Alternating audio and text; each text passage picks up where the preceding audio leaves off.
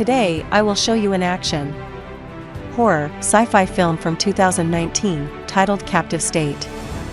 Spoilers ahead. Watch out and take care. In the nearby future, Earth is being invaded by aliens. Cities all over the world are losing power and supplies, while the governments are beginning to accept complying with the invaders is their only chance to survive. In Chicago, the Drummond family is attempting to flee the city by car. The father is a detective, so when a police officer stops them, he reminds him of the orders they've received.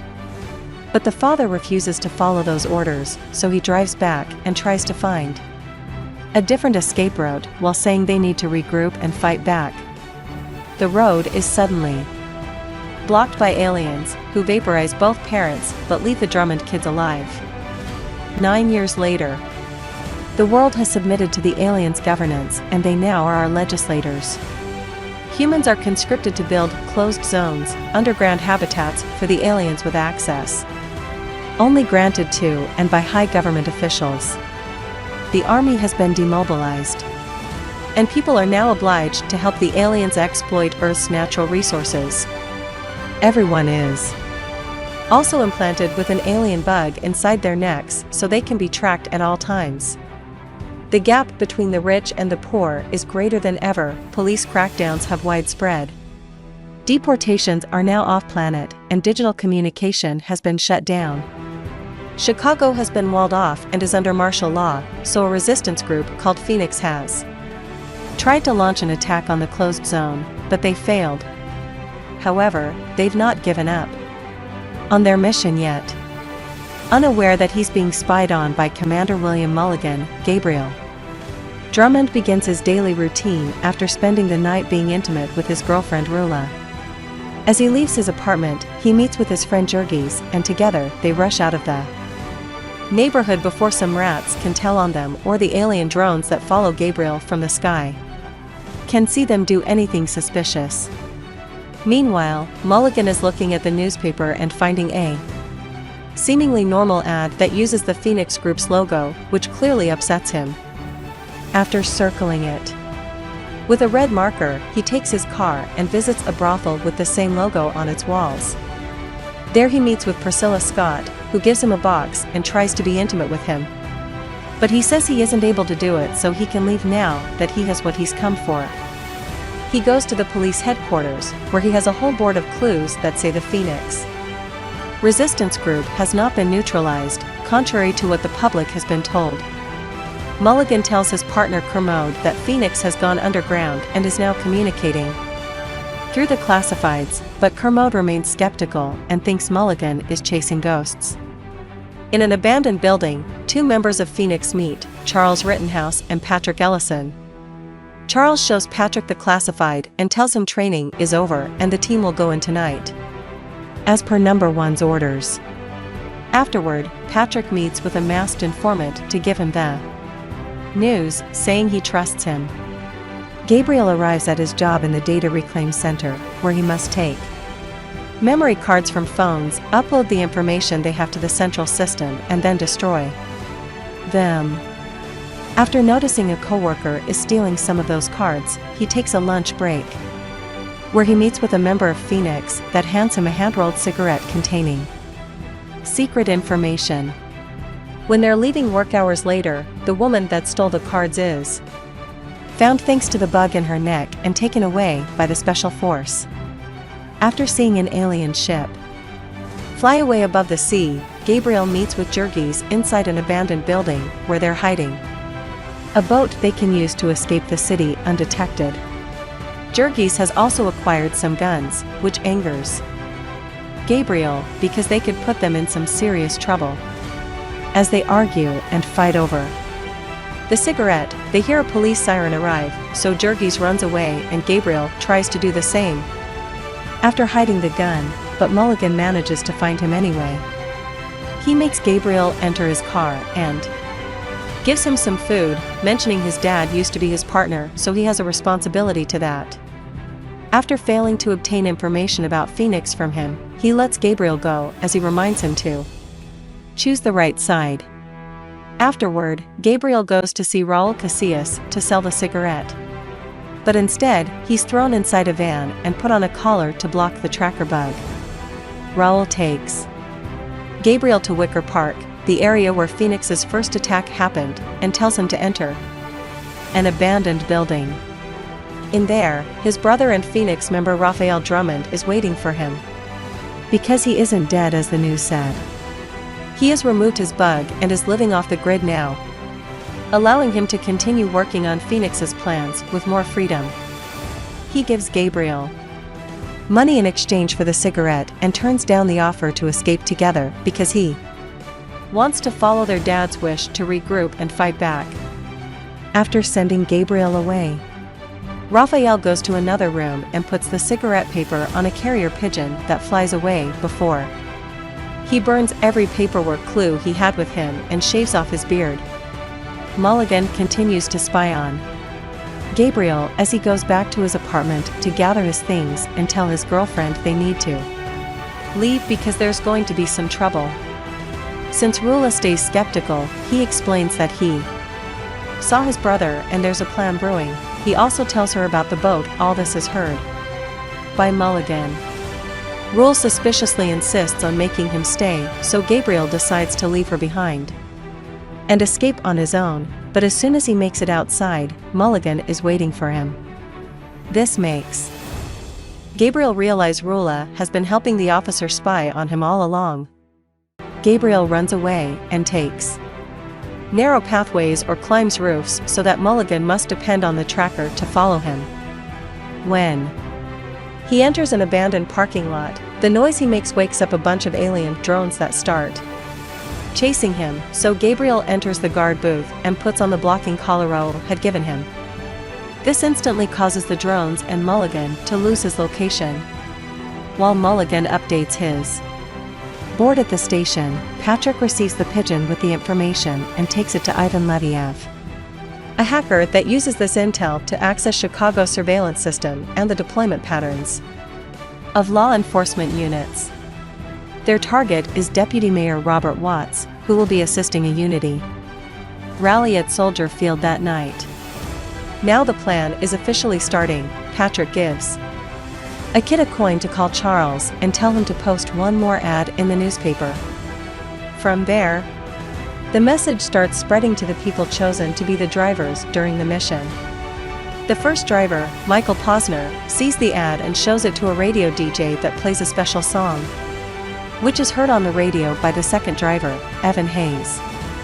Evan takes out his dog for a walk and leaves it outside the garage belonging to the third driver and Raul's co-worker, Anita Holderlin. The three drivers visit Harrison Ma, a surgeon that removes the bugs from their bodies and puts them on rats that are released afterward.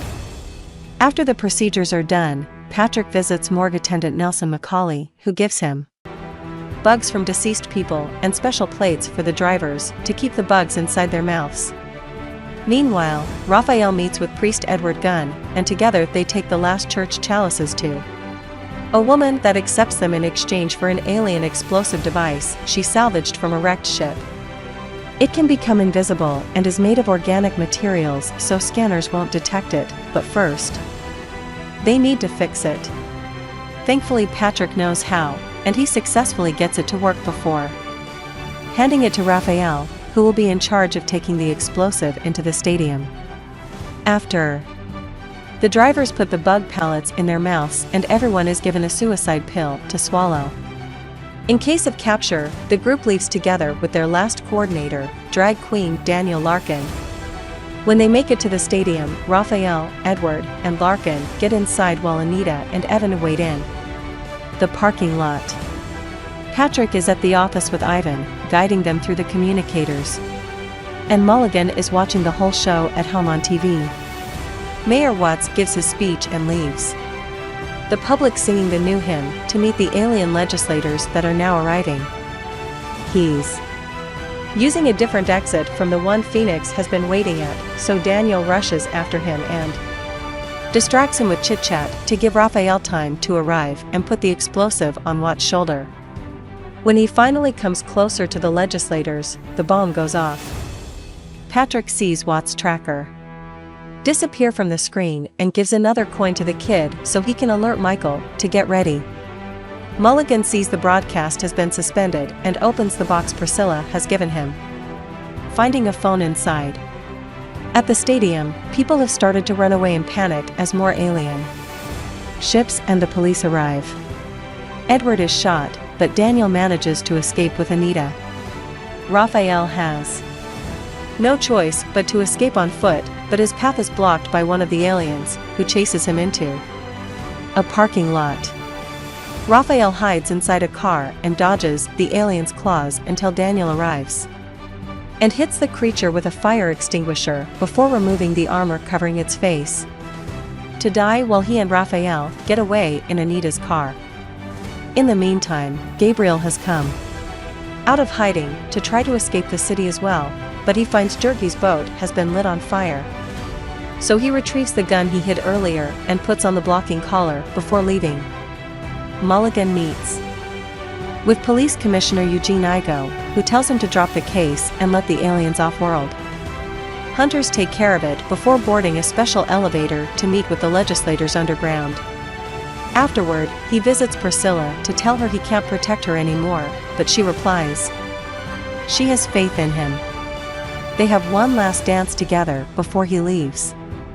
The special forces, led by Mulligan, arrive at Phoenix's neighborhood and start raiding buildings.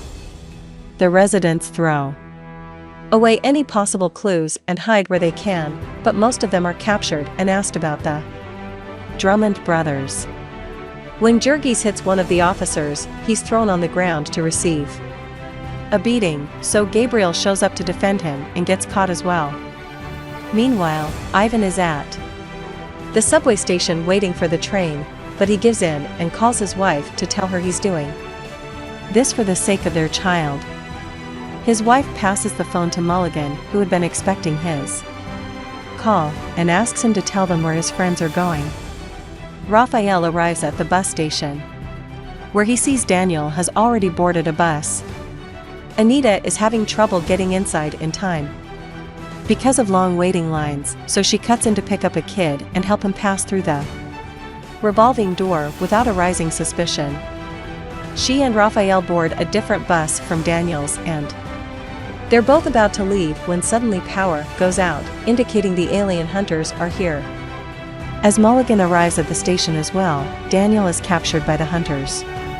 Anita leaves her seat to help him, but Raphael drags her back before the hunters can see her. She has no choice but to watch how Daniel swallows his pill and dies on the floor of the station.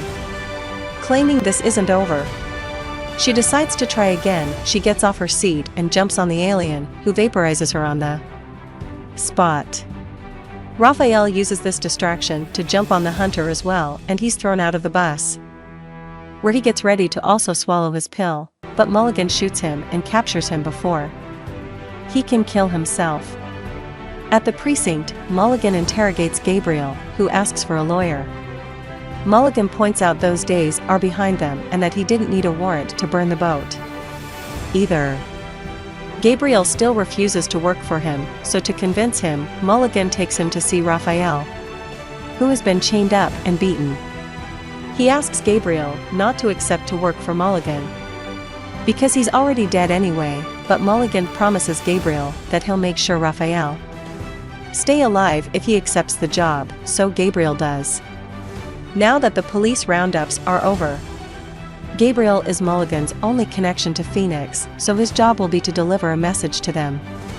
Gabriel is given the newspaper ad Mulligan had circled with a red marker earlier and is told to take it to the place he'd usually visit when making deliveries. Gabriel goes to see Raoul, and the police track his bug while he's taken away in the same van as last time. Watching the city descending into chaos on the way, Raoul drops Gabriel at Patrick's office and is threatened by the kid with a gun, but mentioning Raphael gets him out of it. Patrick is skeptical of his presence, but he accepts to help when he sees the newspaper clip and takes him to see Charles in the same abandoned building. Charles recognizes Gabriel as a student he used to have and accepts to take him to see number one, since they're supposed to carry their orders until the very end. Charles takes Gabriel to Priscilla's brothel, and as soon as he steps inside, the police go after him. When Gabriel makes it to Priscilla's room, he's surprised to hear she knows his name. But there isn't time to talk, the cops break into the room and shoot Priscilla on the spot. As Gabriel leaves the building, Mulligan and Kermode arrive at the crime scene. And Mulligan lies when Kermode asks him if he knows this place, saying he doesn't.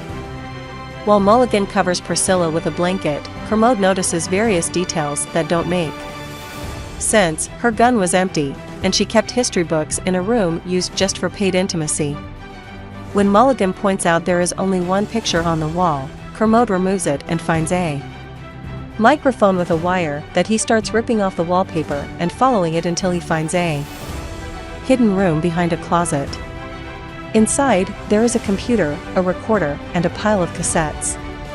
The setup belonged to number one, aka Priscilla, not the police.